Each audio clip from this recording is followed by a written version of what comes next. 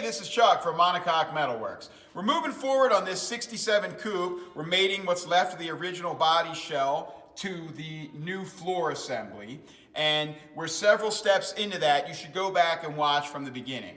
But our next step is to close in the rear lower bulkhead with this panel that I call the seat dish. The earlier cars didn't have this, flat floor cars didn't have it, but most six-cylinder E-types do have this.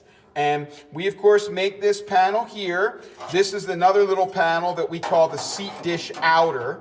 It goes in there.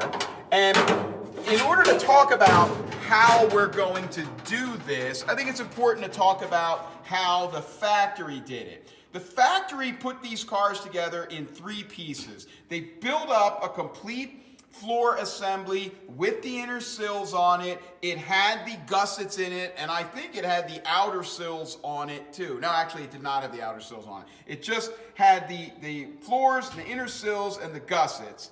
And then this rear assembly, this piece, which is called the upper floor, was all one piece. And these were already spot welded into it. They put that together separately as this rear section off the car, and then they introduced that in a jig, a lot like this, right down to the completed floor assembly. Now, by doing it that way, they then came in with spot welder tongs like this, and they spot welded all along here, and then all along there. And see, this was spot welded when it was off the car or off the floor back there, so they could reach up in here and spot weld this. What I'm getting to is that there's no way you can spot weld this now. It has to be plug welded because we're going out of order from what they did, and so there's no way to reach around there. Now, another thing is we've shown how we've put our hidden subframe tubing in here with this modified stiffener that's welded right to the tubing. Originally, the factory had a stiffener like this, and you can see that it is angled to match the angle of the seat dish. And so what they did was, remember, they put this all together separately. They spot welded this in there, and you'll see on your car when you're taking it apart, there's a million spot welds in here where they just reached up in there and spot welded it. Then this all got introduced down onto this floor assembly, and like I just said, they came along and spot welded along here, and they just did a little stitch, kind of like we did, right along here to try to grab, see this will be sticking out a little bit, this piece of 16 gauge. They tried to grab this and just stitch it to there. It's a very weak connection, and you'll note that, as you can imagine, on the inside, there's nothing connecting this at all. Stop waiting. There's nothing connecting this at all. They just had a little stitch right there. So now we don't have the spot welds going to the seat dish because our seat dish is out here a little bit past this piece. So we won't be able to do that. And they were doing that for strength. But we've exceeded that probably threefold at least by doing it this way, and I thought about making these stiffeners angled just like theirs so that I could come along and plug weld the seat dish to it, but then I wouldn't have had a nice fit down here to get this. So I much rather have this, and then it just makes it easier and neater to put the seat dish in on top of it. So what we need to do to get the seat dish in, now you'll look here, this fits like a glove, which is exactly how I want it. Nice job, Brent.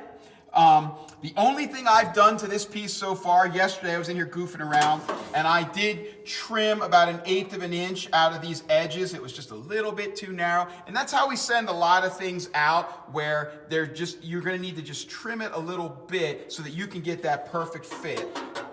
So there we go. It fits right around the radius arm cup plate now. And then we will drill holes all along here, here, here, here, and then put our screws in and plug weld this all around there like that. We will also put this little piece in. All right. Now over here, I'll get into this later. These will come to you long from us. You will trim them down. The reason we can't make these the proper height You might notice here that this is kind of angled down. When these guys put these things together at the factory, they literally just shoved them together. So they shoved this down on there, they shoved this in with their hand, and then they started spot welding. Remember, they got paid not by the hour, by the car. So they were throwing these things together as fast as they could. This angle is always just arbitrary. So what I do is I cut this off about 1/8 of an inch below the bend. That gives me like a little backer, and then I'm gonna cut this off so that it ends just like that, and I'm just gonna run a nice little bead along there that we can then grind down perfectly. Also, since we had to plug weld this, I'll have to grind these down to get a nice flat fit of this on there. And then the bottom will have to be stitched and not plug welded because we've got a real thick plate under here for the seat belt mount. So that's what we're gonna do. Before I screw this down, I wanna show you one more thing. If you kind of come in on the top, you can see all these little marks where the drill has just kissed the metal and made a little indentation from where the old spot weld was. Right here is a place where we went through with the drill. That happens. And then you've got this factory hole over here. I'm not really sure what this was for. They have a plug that goes down in there when this is all together. But what I will do is I will come along and put a mark where every one of these little problem areas is. You see that?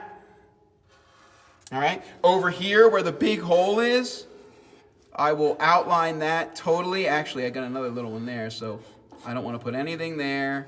There's one. There's one. So that when now I'm going to put this up here, all right? I don't want to put my plug welds there because when I put my screw in, the screw is going to hit that and just spin. So I will put an evenly spaced amount of plug welds in, but and they don't have to be perfect, but I will make sure that I am not putting them, and I may come along and adjust this to make them more even, yada, yada. I'm real particular about that. But still, you can see where I am avoiding those little areas. So when I put my screw down in, I get a nice grab. So that's what we're going to do. I'm going to get started on that, and I'll come along and show you the steps along the way. But that kind of outlines what we're going to do. Let's get started. Okay, I've started fitting this panel, and you can see I've got all these lines on it like a crazy person. And now it is time for me to put the holes in for, I'm moving around a lot. It's time for me to put the holes in for the plug welding. Now, I like a 1/4 inch hole for plug welding. There's a couple different ways you can do it. You can drill it with a 1/4 inch drill, although I always mark and drill it 1/8 inch first and then go 1/4 inch because I don't want it wandering around. The other thing is there's these little punch tools, and you can get these really cheap at the local cheap tool store, and they will zoom in on this. People maybe haven't seen this. One side is a hole puncher and the other side is a flanger. And if you guys are doing this at home and you're just doing one car, this is great. I don't use the flanger. I used to, but now we can put on these beautiful flanges with the bead roller or the power hammer. But I do use the puncher when I need to do a lot of holes. Now, before you use the puncher, you want to make sure, and I don't know if you can see this, put this in there, make sure that the hole is going to end up where you want it. And sometimes tilting this will give you a little bit different place for the hole. You want the hole right in the center. So I get like a tilt that I want. And see, I have these marks here so that when I'm covered up on my mark, I can see where I want the hole. So, see that?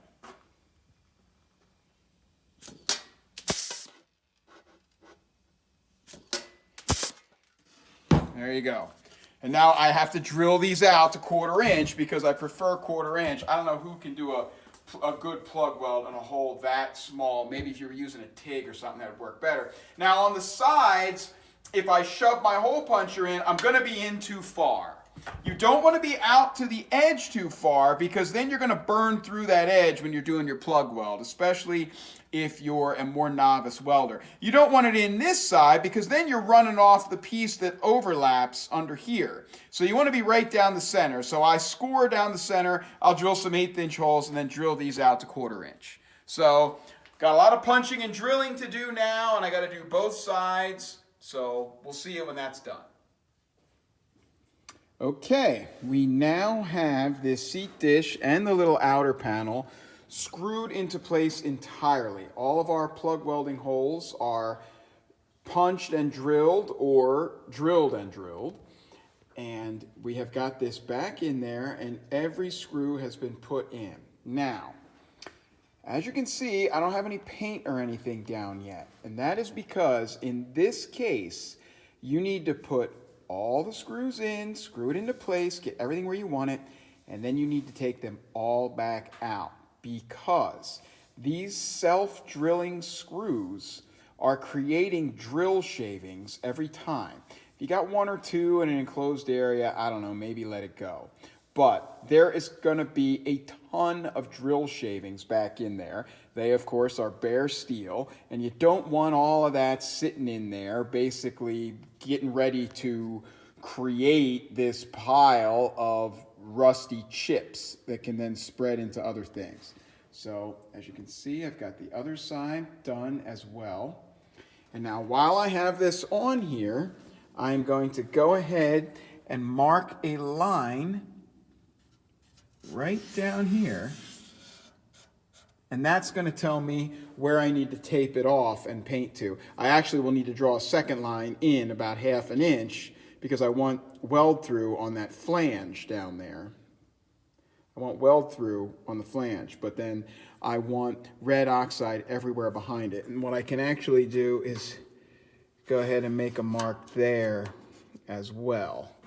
And that will show me where I need to go to there and, you know, put a mark here just so I know where I'm going. Now up here it doesn't matter because I'm just going to put a little weld through up there, and then over here, same deal. But down there I need to know where to tape to. So I'm going to pull these off and I will show you how much shavings are in there. Not as much in the way of shavings as I thought. Well, actually, yeah, there's quite a bit. See? So we're going to get all of that out of there. Vacuum it all out. There's my line for where my bottom of the panel is going to be. You want to be careful because you don't want to sand these down at all because that will give you less screw threads, and there's not much there anyway. But be careful because these are sharp. All right, everything is ready. I've taken this out, I vacuumed it all out, scuffed it down with sandpaper, I've wiped it down with a microfiber cloth and some acetone. Don't use paper towels or blue shop towels because they leave residue all over the place. It gets caught up in those very sharp screw holes. So here we go, and I've put a ton of red oxide in there, and I've used a good etch primer here, 2 coats. You can see I've got my weld through primer ready to go. So now I'm going to screw everything into place and then we're going to get started on the welding.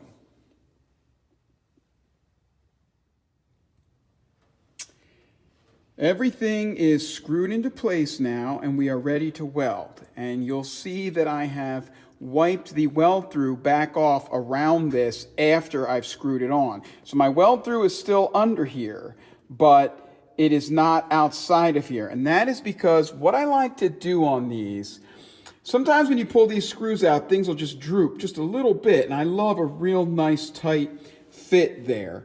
And so what I have started doing on the last few cars is I'll put a little tack, just tack, tack, tack, tack in between the screws.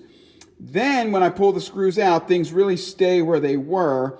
And I mean, I'm only going to pull the screws out one at a time. And I actually will usually I'll pull out like this one, this one, this one. I'll do like every third screw. I'll pull all them out, weld those, and then I'll do it again.